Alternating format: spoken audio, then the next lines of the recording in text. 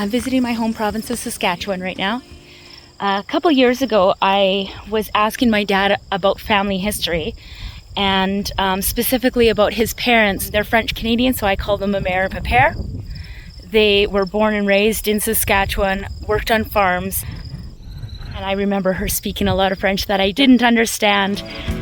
Running a farm on the prairies was super hard during and right after the Great Depression. I've asked my dad to talk a little bit about his experiences, and we decided to go and see if we can find his old family farm that they left, and yeah, I'm quite excited.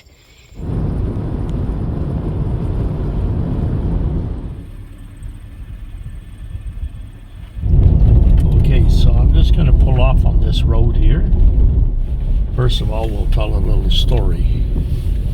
So there was the dugout would be there, and so straight out this way, roughly about here, would have been the house, the barn, you know, and the garden area and all that. Mm-hmm. So that's roughly, you know, the driveway would have been somewhere here. Well, we would swim in the mud hole, basically. Uncle Rene would have been, well, my oldest brother built a diving board, and that's where we learned how to dive.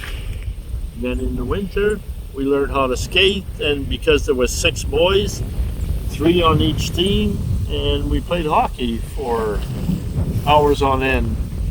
Froze our feet many times, but didn't stop us. We kept going.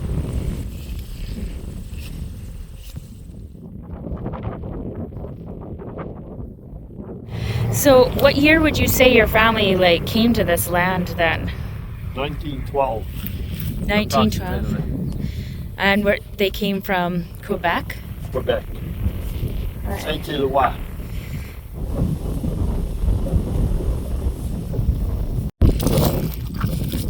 It's not rich, fertile soil. It's dry right now, and it almost seems a little bit of clay mixture in the dirt. Right. You know, probably is enough for certain crops, but it might not be good dirt for, you know, maybe a wheat crop or something. So Pepper would have had to decide what to plant. So Pepper's equipment, his tractor, the plow and all that, could only dig down in the dirt, maybe 6-8 inches or something. Well, that just kind of scratches the surface. You need bigger equipment to really dig down and loosen the soil a little deeper down, so your crops would have a little bit better survival rate. Without the newer, bigger equipment, they finally had to give up the family farm and move to the city.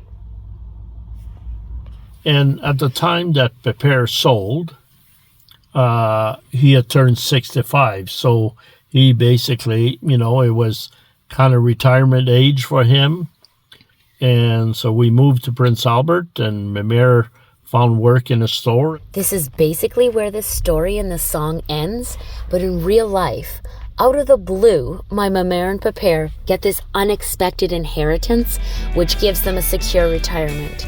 They get a little house, a snowblower, and a fur coat. Thank you so much for joining me and my dad on this little background dive into our song, Uptown Lady Life.